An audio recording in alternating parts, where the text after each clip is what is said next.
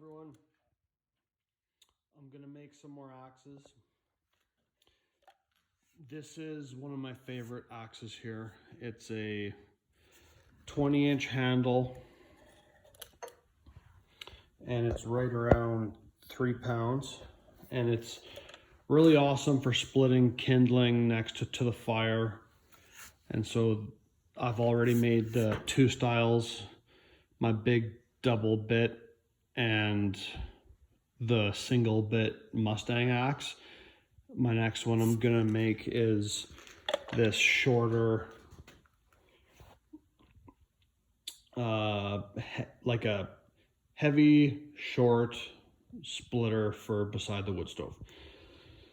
And what I've done on my last axes that's worked out pretty good is I started off using these really thick leaf springs from the overload from an F-150, but on spring packs there's only one of those thick ones, and they're kind of tough to sustainably find them, where when it comes to thinner leaf springs, they're a lot more available.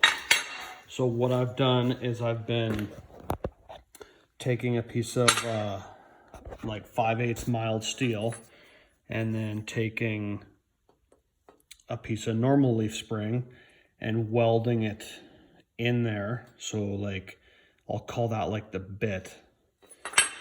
See, it's pretty common to do like on my chipping hammer here. I don't know if you can see right in here, right there, there's a hardened piece of steel inside the mild steel, and so your edge is always hard and the outside is just mild steel. So here's one that I've done, and I want to see if you can focus. See, you can see this is the bit here. It's the leaf spring, and then you can see my weld beads. It just kind of shows up as an etch line. See, the edge right here isn't quite as pretty, but functionality, it's fine. And I could clean that up a little bit. I just don't want to lose the width of the blade. So these are my next axes. I want to make one for myself, and I've got 2 friends that I'm gonna make them, so I'm gonna do 3 at once, and I will show you guys step by step as much as I can. Just grinding the bevels so that when I weld it in, it's as strong as possible.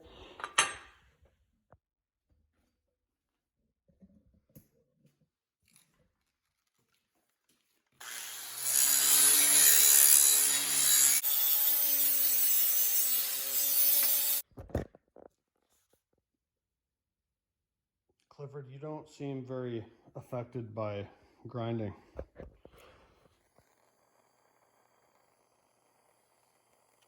It's high carbon steel, so you have to preheat it before you weld it. If you don't, it seems to crack as soon as the weld bead cools.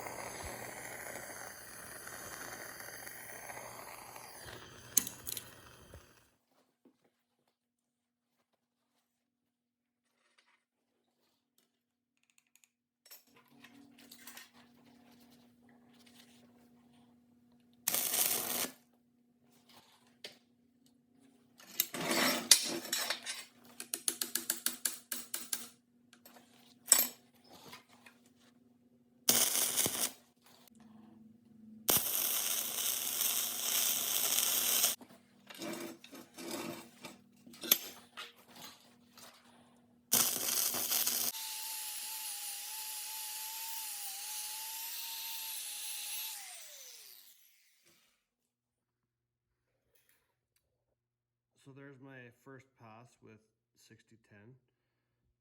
60-10 is aggressive and it gives a really rippled, scalloped look there. So I'll weld the rest up with 70-18.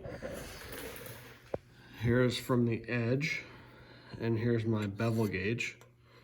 So you can see how much I have to fill in there with weld. And after it's all ground, or I guess it'll be more like that, when it's all weld up, you won't even know.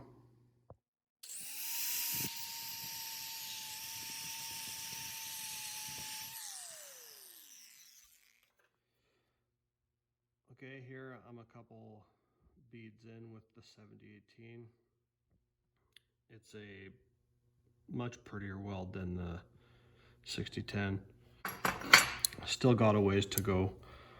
Probably build it out to, I don't know, here or something. And it's above the, it's above here, so I'll grind it off and it'll look all nice. Okay, my buildup is done. It's really hot now, so it makes sense to heat treat it now because any hardness in that leaf spring is gone now. So I need to heat it up and then quench it to get it hard again.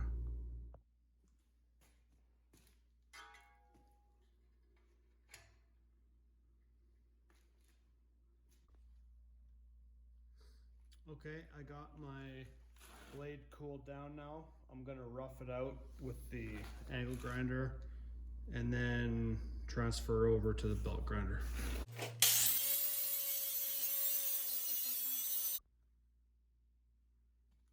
Okay, I got my roughed out blade with my angle grinder. You can see I haven't ground out some of the valleys yet, and my angle gauge still says that I have a long ways to go. So I'm gonna start with my belt grinder now. I built this one. If you wanna see how I made it, check out my other videos.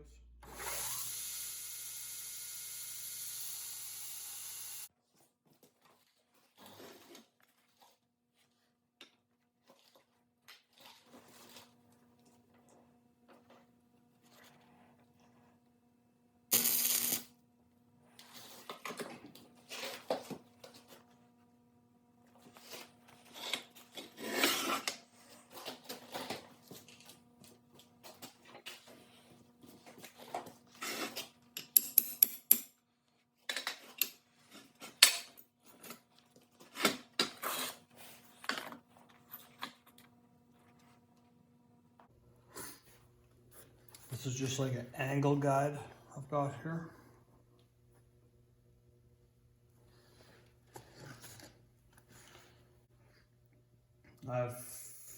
All the axes I've made have been longer, so I don't know if the angle of the blade changes when the handle gets smaller. I think it technically should because like the fulcrum point's different. So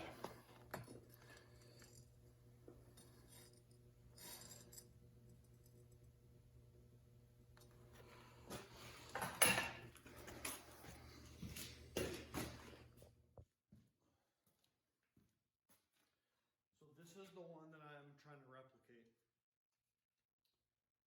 And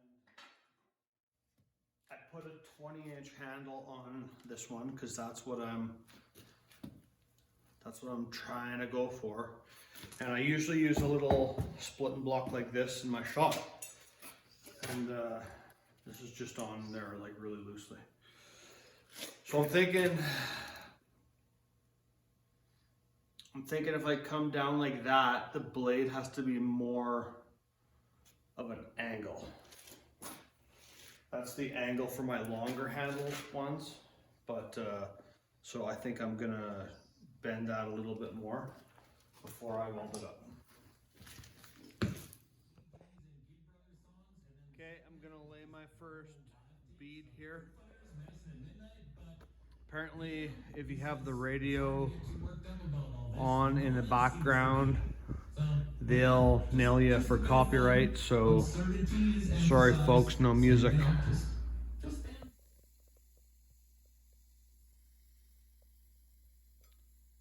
So I did my first bead, and I put the bit in the quench tank to keep the edge cool. Move on to the next one.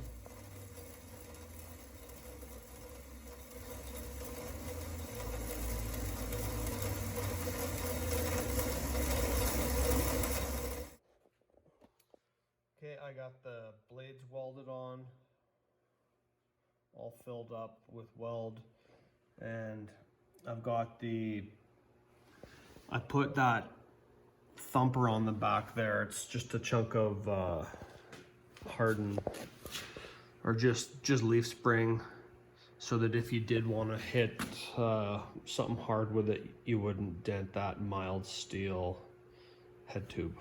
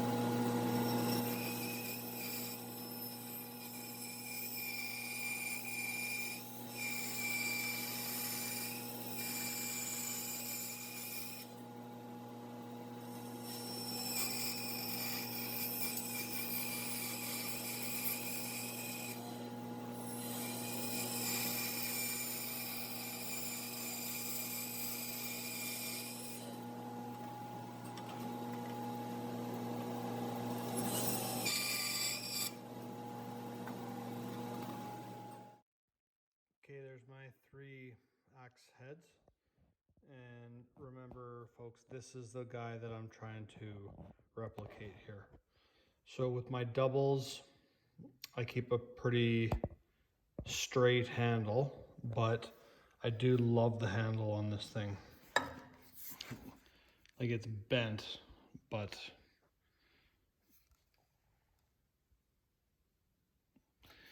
it doesn't matter. It's still lovely. And here's my head here.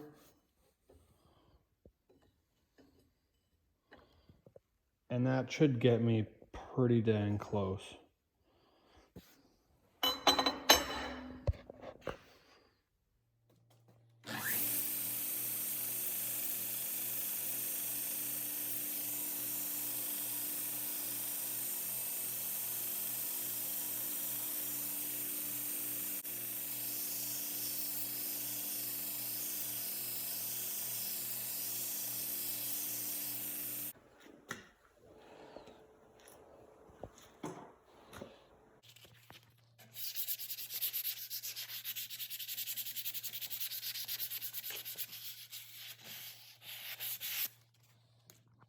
I'll do the final sanding with the grain.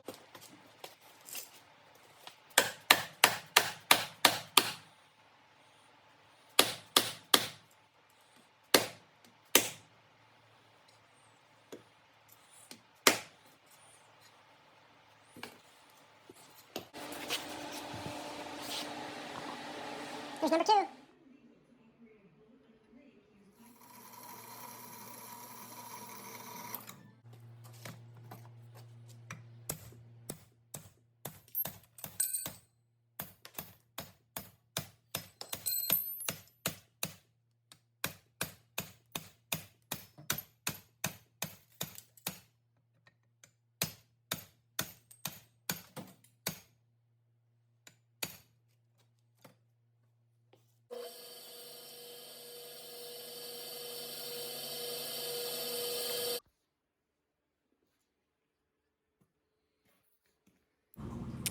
This is a 1/8 inch 7018 welding rod that I'm just chipping the flux coating off of it, and I'm going to use this to pin the head.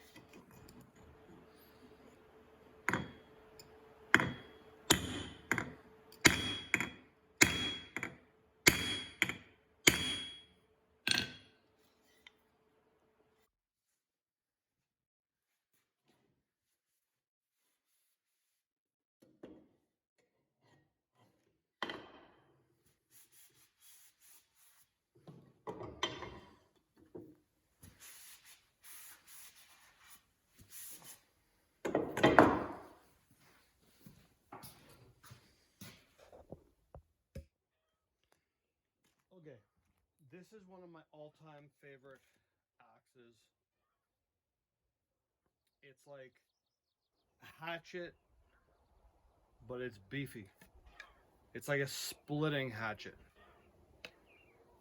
Estwing's got one that's shaped like a maul, and they call it the Fireside Friend. I think that's a great name. But I'm gonna call mine the Heavy Hatchet. And this is a little like HB. I think it's Hulk's Brook or something like that. And like you can see, it's totally different purpose. So this would be good for like making a hot dog stick, but it's pretty tough to split anything with this. And why I love mine so much is because when I split wood like that and I go to throw it in my wood stove and it doesn't fit, I can have it right beside the wood stove to split it. And I use this little chopping block. I split it, so I put this piece of wire around it. It seems to be holding it together. So we're going to compare the ones that I made to this one. I tried my best to nail the weight exactly, but mine ended up a ½ pound heavier. This one, the total is 3 pounds. Those ones are 3.5. There's differences here. I'm gonna see which one is better. This one isn't the prettiest. That's why it's gonna be for myself. This one is for a friend here. The difference is the one on the left has a ½ inch bit and this is a 5/8. So I don't really know if it's gonna make a difference, but let's see. And these are perfect because they're kind of like a one-hander, but you can still grip them with two if you really need to swing at something. So I would normally split my firewood like that, and then if it's too big, I would try to split it like with this.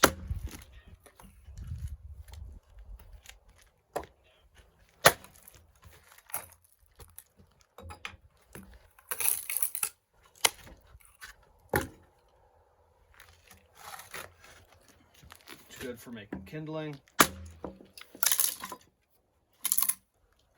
I guess it's probably more of a two-hander for most people.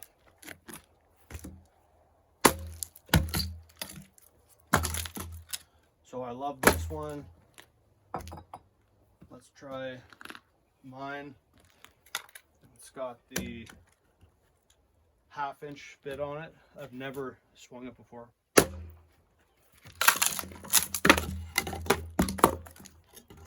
That seems to work pretty awesome.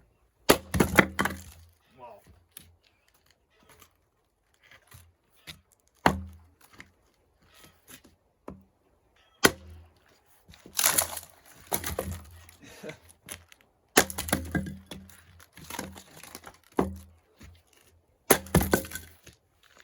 And I brought this knee pad because usually when I'm making a fire, I'm on my hands and knees. So I'm thinking this thing is wicked.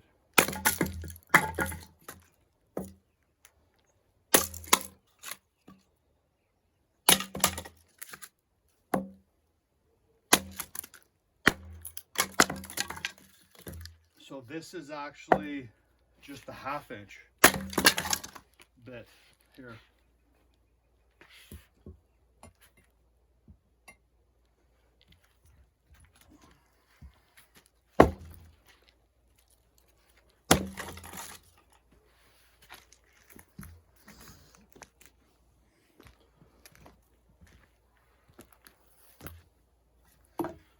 Here's the 5/8 one.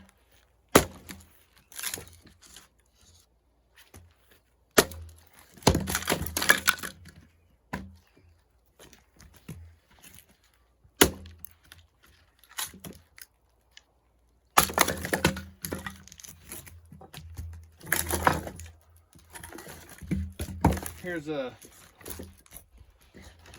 really big piece of fir. I don't know what I was thinking leaving it this big, but just for fun, I'll see. I'm on my hands and knees here. Oh yeah, beauty.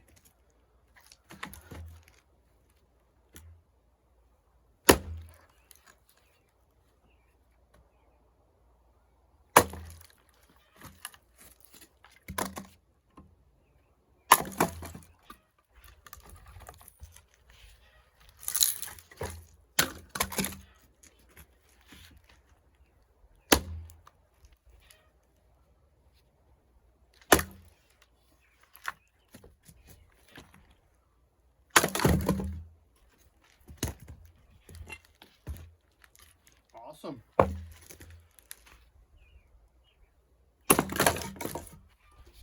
There you go. Like I said,